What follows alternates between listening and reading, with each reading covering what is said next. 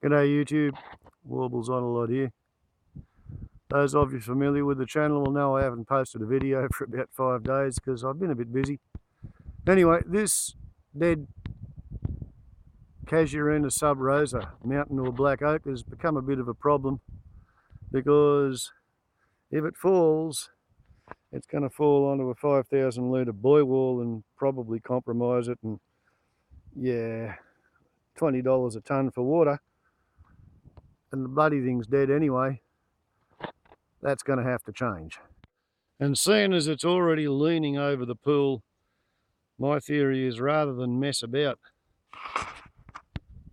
trying to cut it down with a chainsaw and make it go in places it doesn't want to go, I'm just going to use that length of Kevlar flat towing strap and a short strop of old hemp rope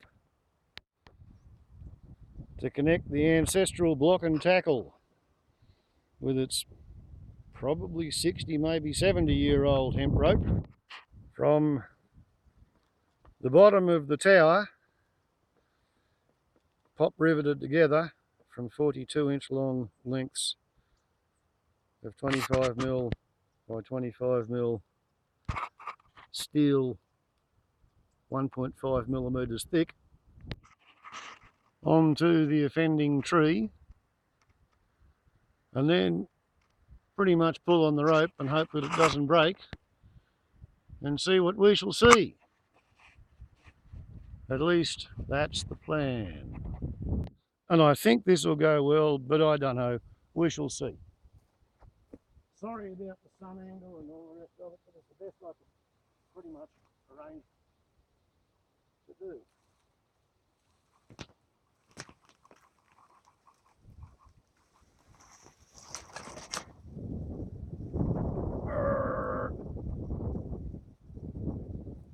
Fact of the matter is the bloody thing was dead and rotten,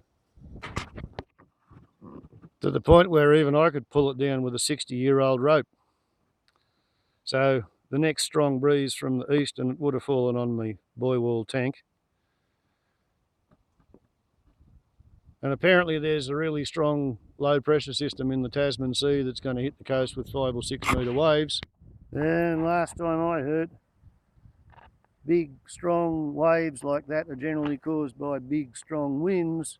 So yeah, better to pull this thing over. And it worked, Kimosabi, it worked. The ancestral block and tackle did indeed do the job. And as Lord Baden-Powell said to the consenting Boy Scout, it's a good idea to be prepared.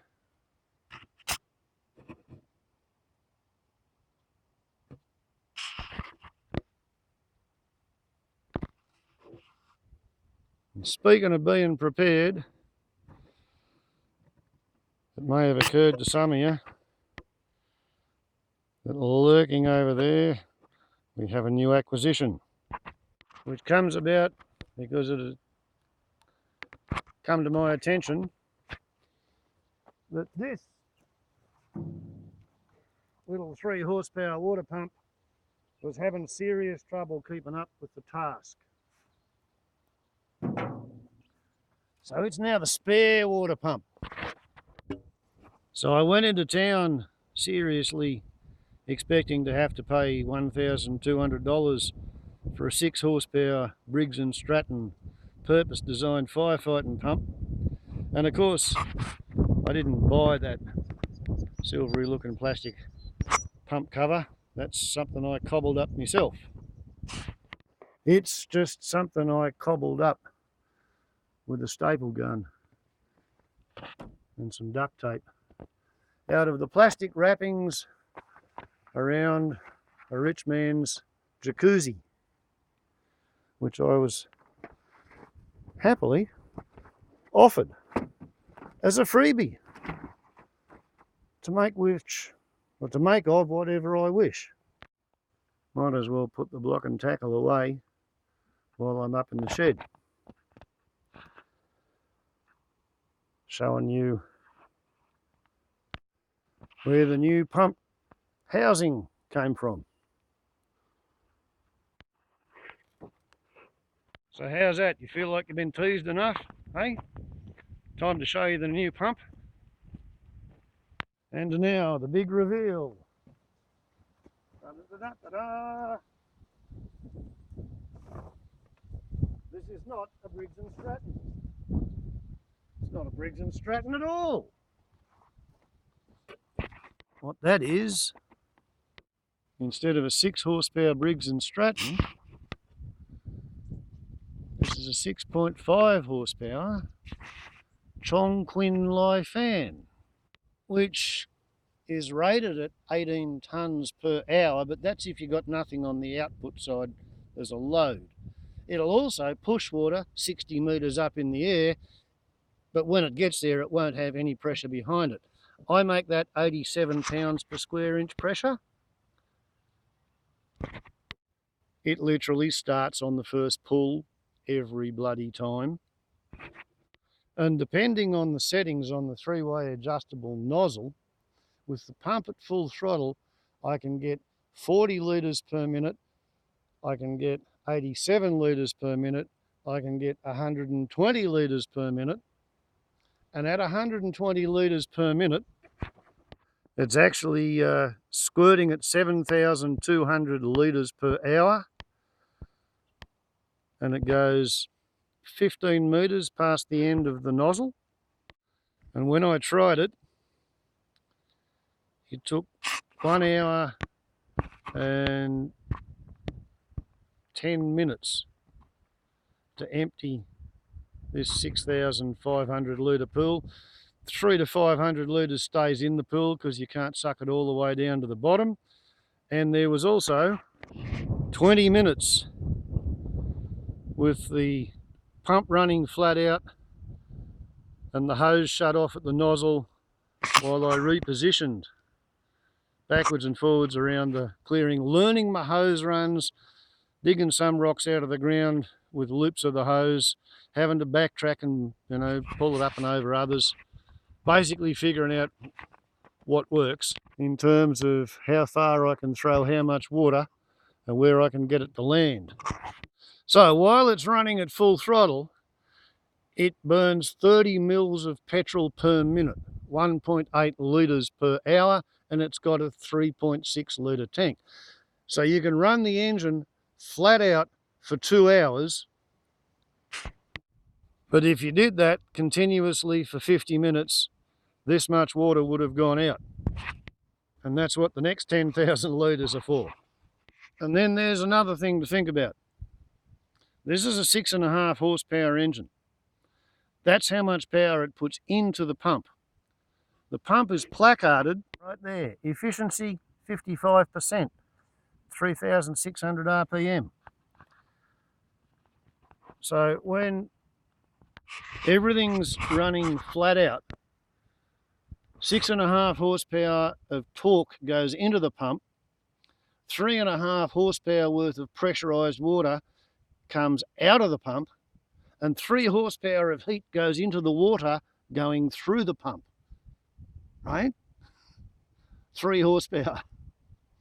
That's about 2,200 watts. Couple of kilowatts of power going mechanically into that water. So when you shut the hose off, the water in the pump casing rises by 5 degrees Celsius per minute. Now, I tested this with an infrared thermometer. You know, I shut the nozzle off and repositioned the hose and came back after 5 minutes, and the 10 degrees Celsius entrance water was, the outside of the casing was 34 degrees. And that is the major reason why fire trucks have pump operators. Somebody who just stands there and does nothing at all except look at the hose operator and respond to signals for water pressure up, water pressure down, which they achieve by manually manipulating the throttle, thus saving fuel as well as saving water, while minimising the heat build-up inside the pump casing. And the next point to consider, as my son told me, down inside there, there's a seal. It's a ceramic seal, And if you get the ceramic seal up to boiling point, which will take you 20 minutes, and then you turn your hose on, the cold water hitting the hot ceramic seal is going to destroy your seal. So if for any reason you are forced to sit there at the end of a long hose with the pump going flat out because you don't dare to risk the 2 minutes that it's going to take you to run back to the pump and throttle down and run back to the nozzle and then run back and throttle up and run back to the nozzle, then the thing to do is open the nozzle just a little bit and let maybe 10 or 20 litres of water per minute dribble out, thus ensuring that there's always some water going in and some water coming out, so the heat is coming out all the time. Whatever waste heat is building up in there, some water is bleeding off. And yeah, okay, so you've got 10 litres a minute coming out of your hose nozzle. The worst it's going to do is put a wet spot on the ground for you to stand there and make your last ditch defence. And when you've got 16,000 litres behind you, spending 600 litres an hour to make sure that you're not going to shock destroy your pump ceramic bearing seal is probably a pretty good investment. In my view, learning these things, figuring out that they're a problem and what you're going to do about them is part of the reason why doing some practice firefighting is worth doing. So far, I've probably put out 22 tonnes of water. And yeah, one, I've changed the pump. Two, I've learnt how to use the new pump, and I've measured the new pump's characteristics. And last night when my son come up with his red hat for running his 2-tanker brigade and his white firefighting hat with flying goggles for winch launching out of helicopters, what he said was, instead of trying to drag this, which has 17.5 litres of water in it, backwards and forwards, trying to cover spot fires when you're under ember attack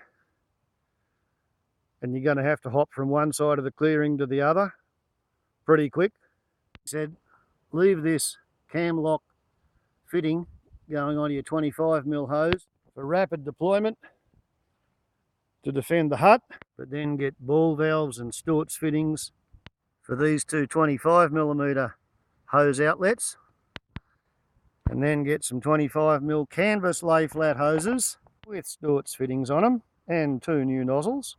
Then after starting the pump, leaving it to idle for a minute to warm up while pulling this off the figure 8 flake, laying it out across the clearing, ready to deploy there, out over there, or out there. Then with the pump up and running, one can grab the canvas lay flats, carry them from there over to here, roll them out down there, run down there and put nozzles on both ends, the nozzles on the ends of both of them, I should have said. Hot foot it back up here to hook the Stewart's fittings onto the pump, turn the ball valve on to the hose you want to stay down there. Then with one full canvas lay flat and a nozzle positioned here, pick up the other canvas lay flat with no water in it and a nozzle on it and drag it along here up the hill, up to anywhere around here, which is kind of where I can get whichever way around the clearing I come. So, got to buy some more hoses, eh? It's sort of one of those games where you either do absolutely nothing, or once you start, it's really hard to know where you're going to stop. But anyway, that's what I've been doing. Firefighting practice. Pre-emptive firefighting. And buying a $500 Chinese pump because it's bigger and better than a $1,200 Briggs & Stratton. Both of which are copies of the Japanese Honda. But Briggs & Stratton is an American badge covering up a whole lot of Chinese parts, perhaps assembled in America. Whereas the Chongqing Li Fan Power Company is not ashamed to admit that they're Chinese. And if you go to Heck's Small Motor Clinic in Glen Innes, by the time I got from the shop to the bank and back to the shop, it was out of its box. It had 800 mils of oil in the sump and a litre of petrol in the tank. And it's run 3 hours and 23 minutes. without missing a beat. So that's a sale that Trumpy's economy didn't get, and that's why they didn't get it. Warbles on a lot to YouTube. Ciao.